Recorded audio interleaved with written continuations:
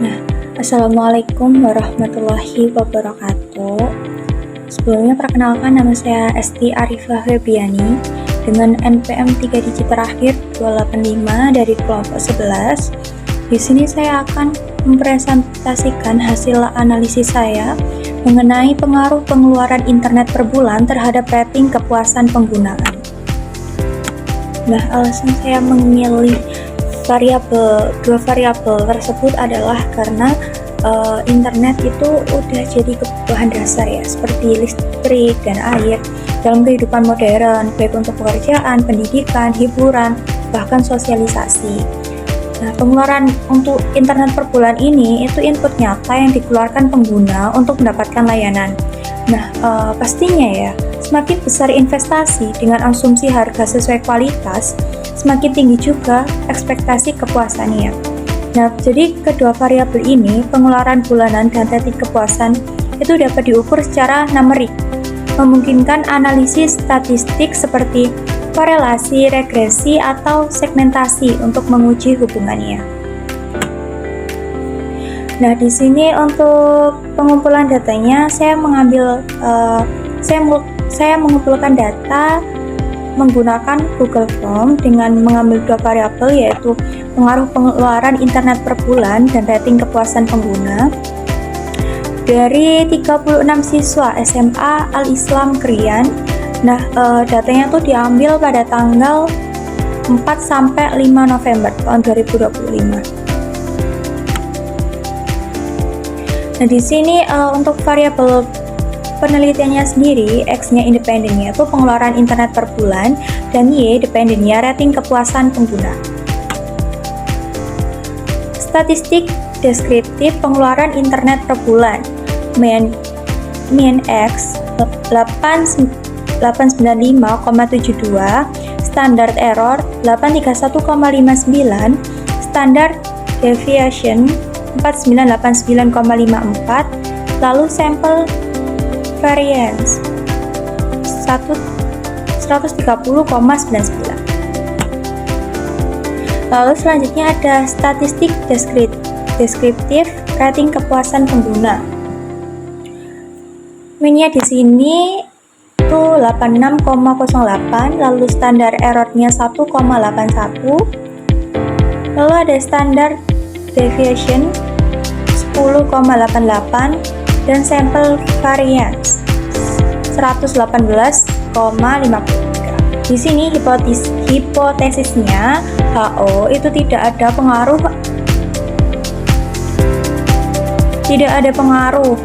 antara penggunaan internet per bulan terhadap rating kepuasan pengguna, dan H1-nya tuh ada pengaruh antara penggunaan internet per bulan terhadap rating kepuasan pengguna. Nah, di sini ada uji dua min Z 0.97360056. Berdasarkan uji Z, diperoleh nilai Z hitung sebesar 0.97360056. Hal ini menunjukkan bahwa tidak ada perbedaan signifikan antara pengeluaran internet dengan kepuasan pengguna. Dengan demikian, HO gagal ditolak dan H1 ditolak. Artinya, kedua kelompok tidak memiliki rata-rata yang berbeda secara nyata. Nah, yang kedua, PZ 0 itu 0.330254908 dengan nilai p-value 0.330254908 jauh lebih besar dari 0,05, maka kita tidak memiliki bukti kuat untuk menolak HO. Nah, selanjutnya yang ketiga ada p-value lebih besar dari alpha. Alpha-nya hilang. Dari alpha-nya hilang. Alpha-nya di sini. Jadi HO gagal ditolak. Uji ZZ test adalah metode statistik yang digunakan untuk mengukur apakah suatu nilai sampel berbeda secara signifikan dari populasi, atau apakah terdapat hubungan atau pengaruh yang signifikan antara dua variabel ketika ukuran sampel cukup besar atau standar deviasi populasi diketahui. Selanjutnya selanjutnya ada uji korelasi. Nah, untuk uji korelasi ini menunjukkan hasil korelasi person menunjukkan bahwa terdapat hubungan positif yang sangat kecil dan tidak signifikan antara pengeluaran internet per bulan dan rating kepuasan pengguna. Nah, yang pertama ada hipotesis HO. Nah, karena nilai P lebih besar dari alfa, maka HO tidak dapat ditolak. Korelasi populasi dianggap sama dengan korelasi yang diharapkan. Dengan kata lain, perbedaan antara korelasi sampel dan korelasi yang diharapkan tidak cukup besar untuk signifikan secara statistik. Hasil yang tidak signifikan tidak dapat membuktikan bahwa HO benar, hanya bahwa asumsi nol tidak dapat ditolak. Lalu yang kedua, nilai P. Nilai P sama dengan 0,9103. P X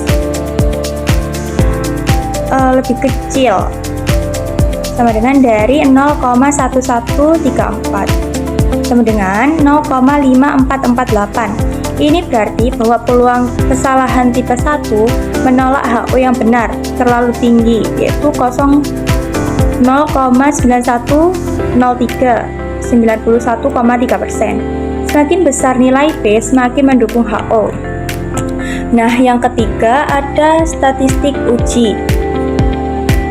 Nah, di statistik uji T sama dengan 0,1134 yang berada di wilayah penerimaan 95%. Korelasinya 0,01838 berada di wilayah penerimaan 95%. Interval kepercayaan 95% untuk korelasi adalah min 0,2948. Selanjutnya ada regresi linear. Nah, rumusnya itu Y sama dengan selanjutnya ada regresi linear. Y sama dengan 92.6526 kali 0,0002253x. Nah, jadi di sini tuh pengeluaran internet per bulan predicted rating kepuasan pengguna. Nah, diketahui di sini R-square-nya itu 0,03%. R-square 0,000338 artinya 0,03% variasi rating kepuasan pengguna dijelaskan oleh pengeluaran internet per bulan. Lalu korelasi R sama dengan 0,01838, ini berarti terdapat hubungan yang sangat lemah.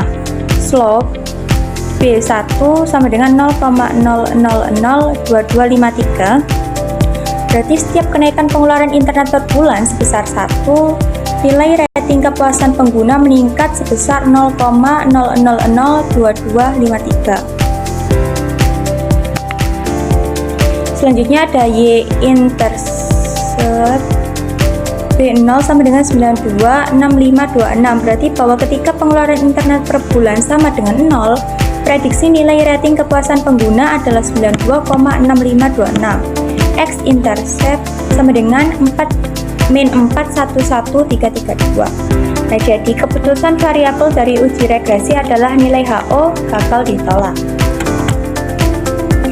Lalu ada kesimpulan. Nah, jadi kesimpulannya itu tidak ada pengaruh yang signifikan karena hasil uji statistik, uji Z, uji korelasi, dan regresi linear menunjukkan bahwa tidak terdapat pengaruh yang signifikan secara statistik antara besarnya pengeluaran internet per bulan dengan tingkat kepuasan pengguna. Nilai P-value yang diperoleh itu kan 0,9103, jadi jauh lebih besar dari tingkat signifikansi 0,05, sehingga HO gagal ditolak. Lalu yang kedua, hubungan yang sangat lemah. Koefisien korelasi person R-nya sama dengan 0,01838 dan nilai R-square-nya sama dengan 0,000338 atau 0,03%, menunjukkan bahwa hubungan antara kedua variabel sangat lemah. Hanya 0,03% variasi kepuasan pengguna yang dapat dijelaskan oleh pengeluaran internet. Lalu yang ketiga, model regresi tidak relevan. Persamaan regresi yang dihasilkan ia sama dengan 92,6526 tambah 0,000225x memiliki slope yang hampir 0. Artinya, kenaikan pengeluaran internet tidak memberikan peningkatan kepuasan yang berarti.